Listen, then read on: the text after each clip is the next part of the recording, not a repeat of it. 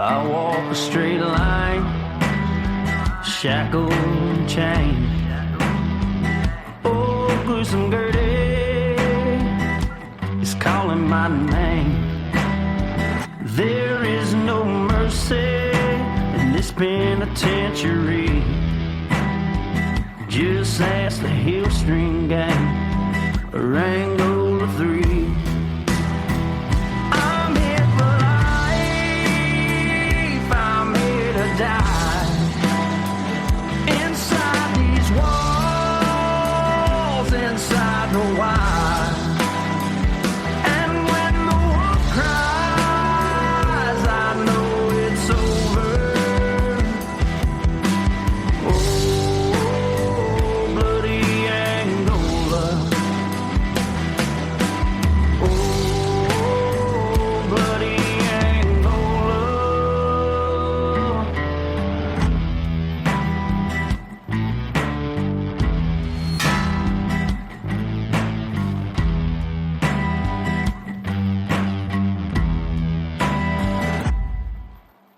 Hey everyone, and welcome back to Bloody Angola, a podcast 142 years in the making, the complete story of America's bloodiest prison.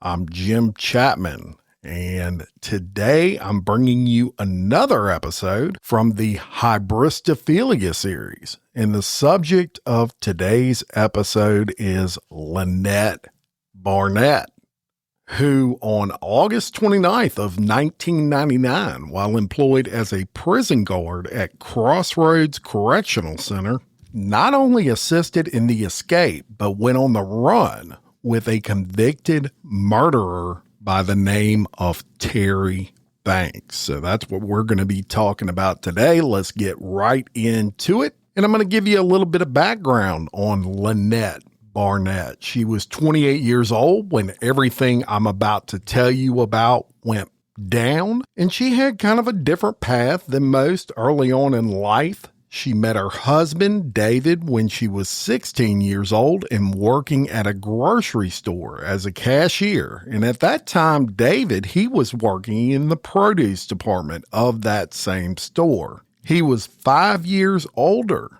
than Lynette at 21 years old. And as I said, she was 16 at the time, and they fell in love just a year later at 17. So David was pretty controlling of Lynette after they married, and Lynette wanted to return to school and graduate. But David was worried she would meet someone else, and he just wouldn't let her do it. So she decided to get her GED instead, and that's just what she did. And it's kind of off with life. David gets a job as a caseworker at what was known as Western Missouri Correctional Center. And Lynette, she worked several different jobs. She's trying to find her footing in life, right? She's much younger than David. So she takes a job at a shoe factory. She becomes a nursing aide at a nursing home. And eventually a job opportunity comes up at Crossroads Correctional Facility as a correctional officer. Now, this job intrigued Lynette. She thought it would help strengthen her marriage because her husband David, as well as her father-in-law, both worked in corrections, and her employment was close in proximity to David's. Crossroads Correctional Center and Western Missouri Correctional Center were actually just next door to each other. So she certainly thought this new job would help, but the marriage stayed bad for these two, and it really was bad the whole time. Lynette, as a matter of fact, leaves the marriage several times throughout the 10 years they were married, but each time her husband would say he was going to change, etc., and she would go back to him. However, in 1999, the relationship reached a breaking point when Lynette caught David cheating on her and she left the marriage. Now, for the record, David, he denies any cheating allegations, and he claims it was Lynette who was the one that was controlling, but she has a lot of family that backs up her claim. And so it's the single life for Lynette, and life at this time was really bad for her. She ended up moving into her mother's boyfriend's home. She was sleeping in a plain utility basement and stopped making her car payments altogether. She was struggling. And it's at this point in her life, she starts kind of opening up on her relationship while working at the correctional center, and specifically to a particular inmate by the name of Terry Banks. So let's talk about Terry real quick. He had a pretty rough childhood himself. His dad, Charlie, was in and out of jail constantly, and they moved around a lot. In 1992, they landed in Joplin, Missouri, where Terry's brother lived. And it was at this point that Terry, who was 19, fell for a 17-year-old by the name of Sheena Eastburn. Now, Sheena, although young, had already been married and divorced. And this girl totally hated her ex-husband, who she described as a drug-dealing loser, and she made claims to Terry that he had also raped her. And Terry, along with Sheena and their friend Matt Myers, they concoct a plan to rob and kill Tim Eastburn, her ex-husband. So they go to his home inside a trailer park, and Sheena goes into the home and she's acting like she wants to reconcile with her ex-husband, Tim, right? She gets him by the window where Terry fires a single shot through that window and takes down Tim Eastburn. So Terry and his friend Matt, they then go inside of the home and they steal everything they thought was of value. And on the way out, Matt Myers, he notices Tim move and appears to be breathing. He's not dead yet. So Matt fires another shot directly into Tim's head and kills him. Police investigate. They talk to the ex-wife, as you would imagine. That's the first person they wanted to talk to. And as you would expect, she gives up both Matt and Terry and tells police of this plan. So they go speak to Matt.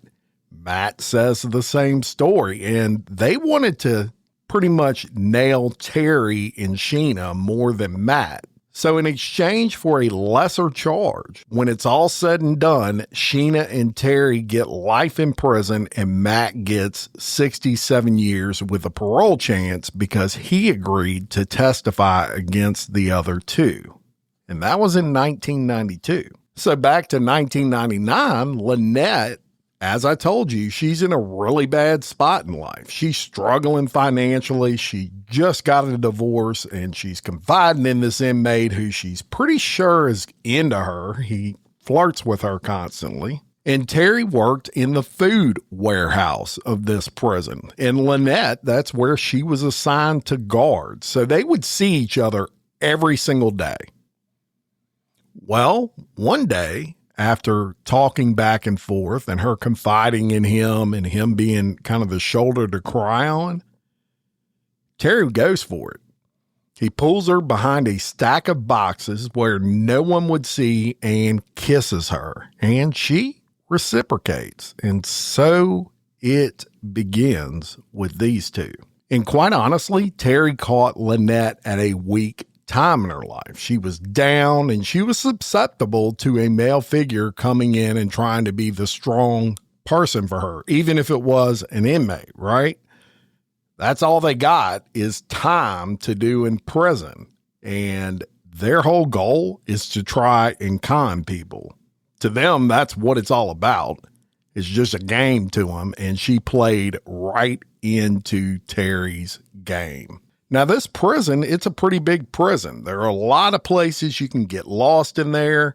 You can get in a corner where the cameras can't see you, and you can have some time with someone pretty easily. And they would take advantage of that. And her, as a correctional officer, she knew where those dead spots, if you will, in that prison were. And they would have sex. They would do all kinds of things in these dead spots. She was absolutely infatuated with Terry, and this continued for several months. And as I've told you in the past, it's prison, and inmates are the nosiest people in the world. And it didn't take long before they noticed something was not right with these two. They got so bold, y'all, they would hold hands at some points away from cameras and sometimes in front of the cameras, and the inmates would see them.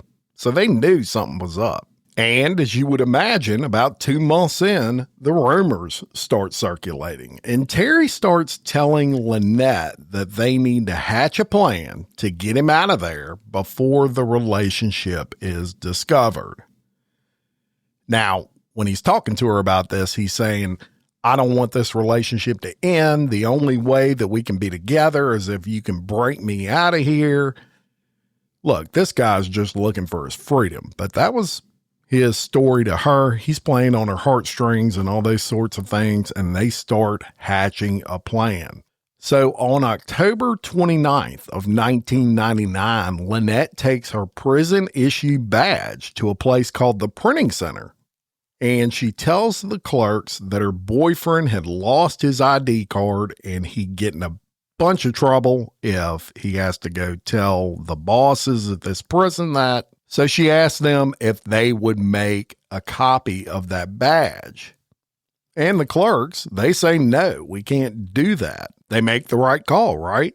But she is undeterred, and she goes to a second stop called Discount Printing, and they said, sure, we can make you one.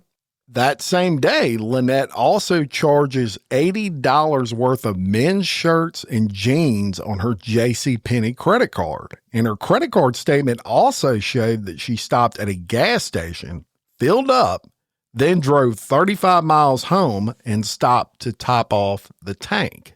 So she's making plans to go somewhere with a dude. So later that evening, she shows up for work, but unbeknownst to her colleagues, she's wearing 2 sets of correctional officer uniforms. She takes one set off in a bathroom and she hides that in the stall.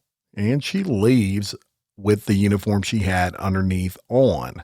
Terry then goes into the bathroom and he does what you think he's going to do right here. He puts on the other set. And at the end of her shift, Terry, who's now in a correctional officer uniform, and Lynette, they proceed to the security gate to leave. So Lynette Barnett, she slaps her ID card through the swiping machine at the security gate at Crossroads Correctional. And incidentally, y'all, this is in Cameron, Missouri. Then she swiped it again for a man 4 feet behind her, which was Terry, and they stroll out into the parking lot. But the control tower guard stops the man behind Barnett because he didn't recognize that man. And the guard asks the man, who is Terry, to take off his black baseball cap and hand over his ID card. And I'm sure Terry at this point is shitting a brick. But he does as he's told, and the name on the card, Chad Matthews, was on the prison employee cross-reference list. So the control tower guard gives the ID back and says, have a nice day. There was 500 employees at this prison. You just can't keep track of every one of them. And during shift change, about 100 people would leave and 100 would come in. So it was a little chaotic.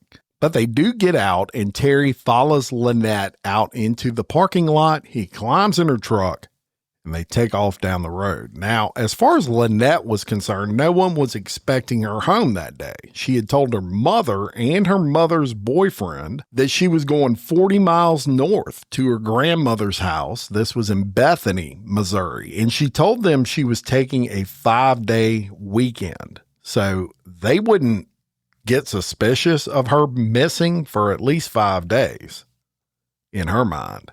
Now, all that was missing from Lynette's room was a toothbrush, toothpaste, deodorant, and her seizure medication. So the prison, and this is a stroke of bad luck for these two, they do a prison count like 10 minutes after Lynette and Terry leave. And of course, that count comes up 1 man short.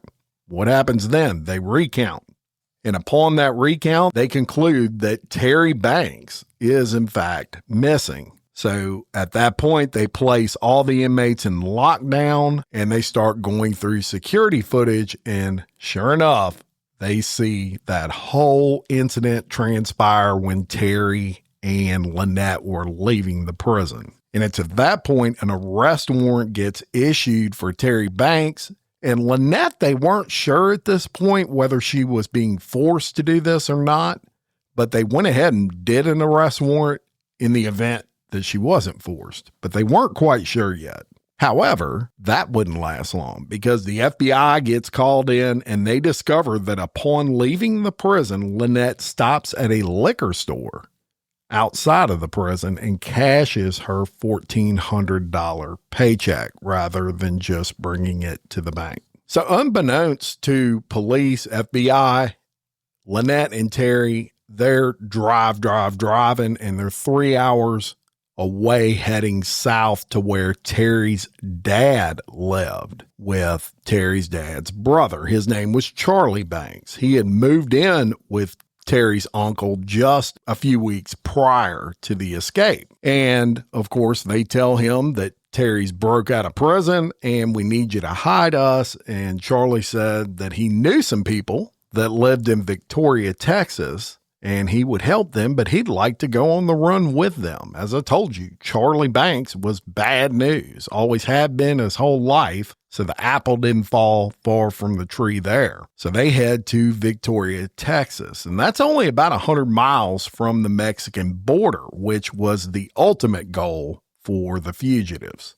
And they're on the run for about a month. It turns into December of 1999. And the police, they have no real leads as to where the hell these people are. So police decide to contact a very popular national TV show called America's Most Wanted to feature the case. And they're hoping that this is going to provide some leads. Now, one thing they knew was because the three of them were on the run together, the chances were pretty good that someone may recognize at least one of these three guys. The more people you have, the higher those chances increase. Now, in the meantime, on December 10th, police do find Lynette's truck near Joplin, Missouri, and police discover that Charlie Banks had sold it to an individual for $2,000 cash. And that America's Most Wanted episode airs, and police receive over 60 tips as to the whereabouts of that trio.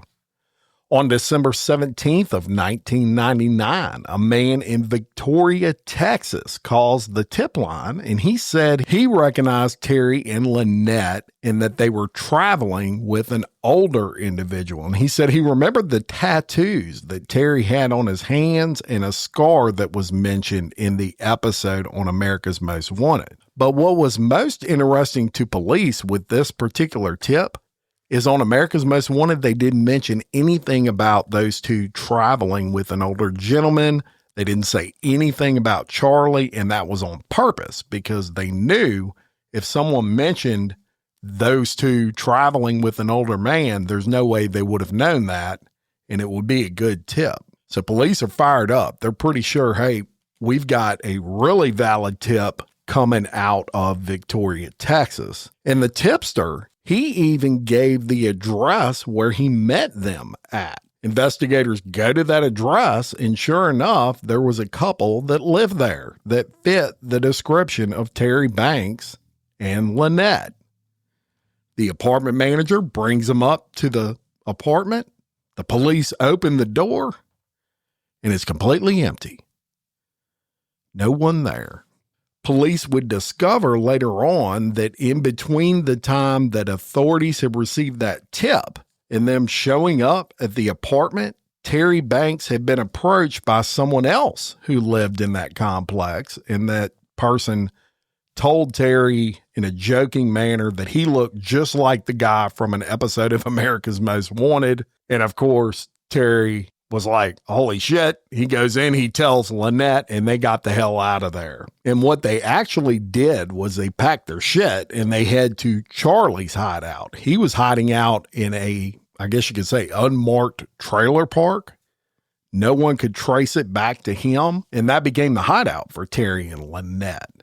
And police, they had no idea where they were at, but they knew they were close. They knew they were hot on their trail. So another tip comes in from someone else. But this time, that person recognized Charlie, who police had at this point made public. And they pointed out to police where this guy's trailer park was, where this particular trailer was, and police start surveilling it.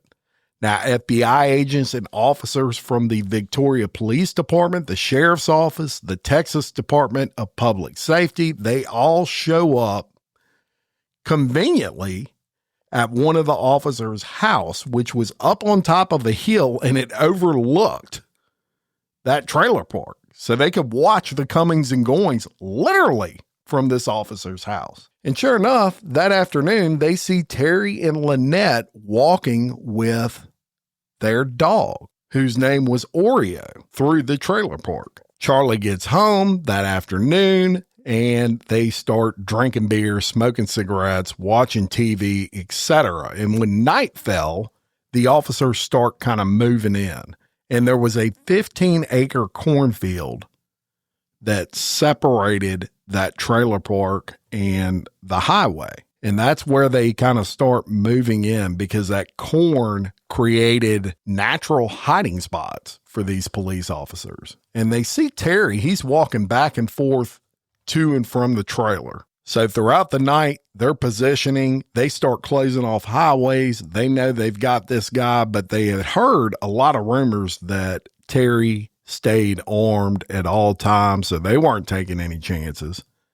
They figured, we'll wait till they're asleep and then we'll go make the arrest. So as luck would have it, at some point during this, Charlie walks outside and they take him into custody right away. At this point, Banks and Barnett, they're still inside the trailer.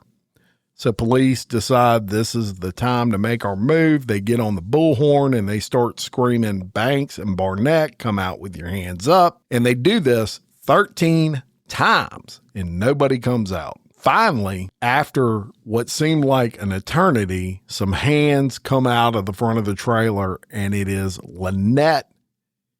She immediately gets arrested, thrown in a patrol car, and still Terry is refusing to come out. Stay on that bullhorn, and then they decide, we're not waiting any longer, we're going in. And about the second that they decide to do that, Terry's hands appear, and there was no fight. He gave himself up and surrenders to police. And they actually threw him in the patrol car with Lynette. So they go to the county jail. Lynette calls her mother, and her mother even commented that Lynette was asking how Terry was doing. Had her mother heard anything? She also called her sister, and her sister would say later that it was all about Terry and she was just defending Terry and was very concerned about him. So that shows you how much the Hybristophilia was filling up this woman. So regardless, they're all in jail, and Charlie Banks, he remains behind bars in Victoria County Jail. He gets a bail of $20,000, and there's a lot of people that wanted to interview him and find out what was going on with these three, but the police would not allow interviews at this point. So they all have their arraignments. They all do what you think they would do in these cases. They plead not guilty because they want to work out plea deals, right? And actually, Charlie Banks, he had a pretty good deal. He ends up with a year in prison after it was all said and done. Lynette Barnett, she pleaded guilty to aiding in the escape of a prisoner in court. That was on October 2nd of 2000. And the judge gives Lynette the charge's maximum sentence, which was 5 years. And as for Terry Banks, who was serving life in prison already, he gets an additional 15 years for the escape. So throughout this whole thing, he had nothing to lose, right? He ends up with an extra 15 years on top of a life sentence. But there you have it. And look, America's Most Wanted, I have reviewed a lot of these cases, and back in that time, that was like the most popular TV show in America in the 90s. So a lot of these escapes that took place in the 90s, that's how they would catch these fools. This was kind of there was social media and all that stuff, but it's not what it was or what it is today. Back then, that was kind of the social media. That's how you got the word out, was you had to be on something like America's Most Wanted. So shout out to them. And I got a little bit of something extra for you today, a little lagniappe, if you will, as we say here in South Louisiana. And it's just a real quick story, but I wanted to include this because it's pretty crazy. I thought y'all would find it entertaining. And I'm going to tell you about Tina Gonzales, who was 26 years old, and she began her career as a Fresno County Sheriff's Correctional Officer. This was in September of 2016. Now, she resigned from her job at the end of December of 2019. So in early December of 2019, Fresno County Jail staff members, they received a tip that a male inmate was in possession of a cell phone and was also involved in a 1-year sexual relationship with a correctional officer by the name of Tina Gonzales. Jail staff, they searched the cell of this inmate and they find that mobile phone. So those allegations were passed on to members of the sheriff's executive staff, and this internal affairs unit was assigned to investigate the accused employee, and the vice unit was tasked with investigating potential crimes committed by Gonzalez related to all this. So both units found evidence to support these allegations. In addition to that, detectives discovered that Gonzalez had, on one occasion, brought alcohol into the jail. Now, this charge stemmed from a separate incident from Gonzalez's relationship with the inmate that she had been screwing for over a year. So detectives come in, they interview Gonzalez, and she submits her resignation to the sheriff's office. So let me tell you how this all goes down from there. On Friday, May 1st of 2020, detectives arrest 26-year-old Tina Gonzales after that 5-month investigation. And she faced some felony charges, including sexual activity with an inmate, possession of a controlled substance in a jail, and a misdemeanor charge of possession of a cell phone with the intent to deliver to an inmate. And her bail was set at $21,000, and she bailed out of custody after spending about a day in jail. So the Fresno County DA's office, they formally filed criminal complaints against Gonzalez. Then on June 13th of 2020, Gonzalez posts on Instagram under the handle, and get this, her Insta handle is Hustle23Hard. And she even has a slogan under there, every saint has a past, every sinner has a future. And she posted some pretty provocative photos. You can go check them out if you'd like. On Tuesday, July 7th of 2020, Tina Gonzales pleaded not guilty to 3 counts of sexual activity with a confined adult, 1 count of possession of a controlled substance in jail, and 1 count of possession of a cell phone with the intent to give it to an inmate. Then on Tuesday, April 27th of 2021, Gonzalez pleaded no contest to 1 count of felony sexual activity by a detention facility employee with a consenting confined adult, 1 count of felony possession of drugs or alcoholic beverages in a jail facility, and a misdemeanor count of possession of cellular devices with the intent to deliver to an inmate. Now, obviously, they worked a deal there, which is why she pleaded no contest. And as part of the deal, prosecutor Vanessa Leona said 2 felony counts of having sex with an inmate were dropped, reducing her jail sentence from a maximum of 5 years in prison to a maximum of 3 years and 8 months, and probation was on the table. So she eventually gets sentenced, and she admitted to 3 crimes, including having sex with an inmate, providing the inmate with drugs and that cell phone. And the sheriff, Steve McConis, said at that sentencing hearing that in his 26 years in law enforcement, he had seen some pretty disgusting things and had heard some pretty disgusting things, but what Tina Gonzales did was at the top of his list. And get this, he goes on to say, cutting a hole in your pants to make it easier to have sex with an inmate and having intercourse in full view of 11 other inmates is something only a depraved mind could come up with. And this was the first time the public was hearing about that. McComas said that Gonzalez betrayed her oath, even worse when she put her fellow correctional officers at risk by giving the inmate razor blades, a cell phone, and critical jail intelligence. And that's the big problem with these relationships, right? Is usually once that relationship is formed, it puts everybody else in the facility at risk. The prosecutor, Caitlin Drake, said of Gonzalez' activity in the jail that she at times communicated sensitive information to the inmate about individuals who were entering the inmate's pod, as well as times when the pod would be searched. So Gonzalez, she didn't say anything at her sentencing, but her attorney claimed that her marriage was falling apart when she started a relationship with the inmate, claiming she was vulnerable.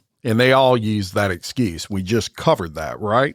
Her attorney went on to say it was never her intention to bring any harm or danger to the employees in the jail or anyone else. Phone records reviewed for the hearing revealed that Gonzalez continued to have a relationship with the inmate even after her resignation in December of 2019. And the prosecutor went on to say the fact she continually calls, has sexual explicit conversations with the inmate in question, and even boasts about the crimes she carried out shows she's incapable of owning up to her mistakes. And he implored the judge to give Gonzalez the maximum punishment of 3 years and 8 months because he wanted to send a clear message this type of crime would not be tolerated as an employee of the jail.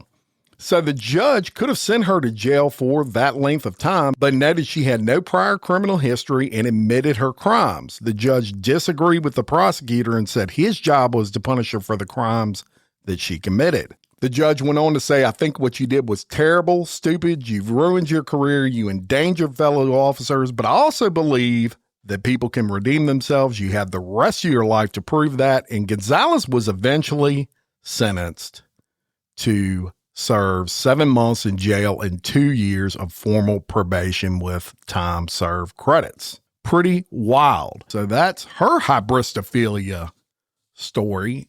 And I wanted to give you a little bit extra today. I appreciate you listening, and I hope you enjoyed this episode of Bloody Angola. Check us out on the Patreon, commercial-free early releases and more, patreon.com/Bloody Angola podcast. And until next time, for Bloody Angola, a podcast 142 years in the making, the complete story of America's bloodiest prison.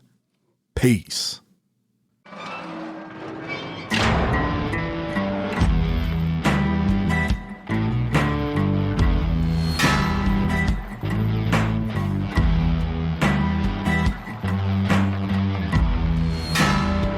I walk a straight line, shackled and chained. Oh, gruesome Gertie is calling my name. There is no mercy in this penitentiary. Just ask the Hillstring gang, Rango